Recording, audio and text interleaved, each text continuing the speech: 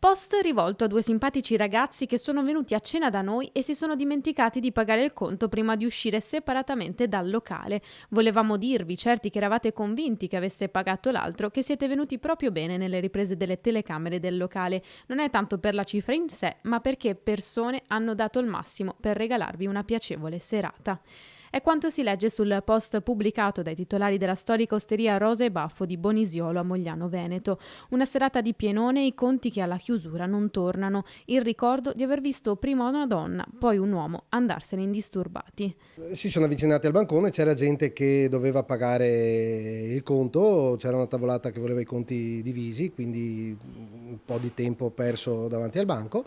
Si vede che ha visto la confusione, è uscito anche lui. 102,50 € il totale della cena che i due ragazzi di non più di 40 anni non avevano pagato. Antipasto, secondi, dolce e caffè. Di getto l'idea di scrivere un post su Facebook che in poche ore ha ricevuto centinaia di commenti e condivisioni da parte di amici e clienti. Era un post di delusione nei confronti di gente che viene, approfitta del lavoro che facciamo, che fanno tutti i nostri collaboratori, sempre cercando di fare il meglio e poi veniamo ripagati così. Non ci aspettavamo neanche tutta questa solidarietà da parte di amici e clienti, ma alla fine sembrerebbe aver funzionato perché le cose sono andate a posto. In mattinata, infatti, a 2 giorni dalla cena, l'uomo si è presentato al locale per saldare il conto.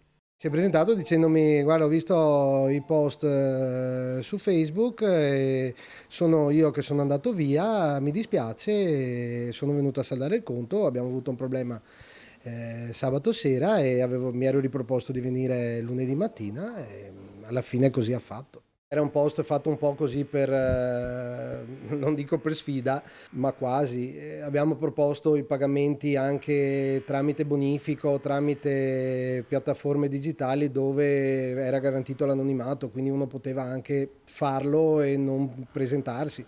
Alla fine ha preferito venire qua di persona e bravo, alla fine.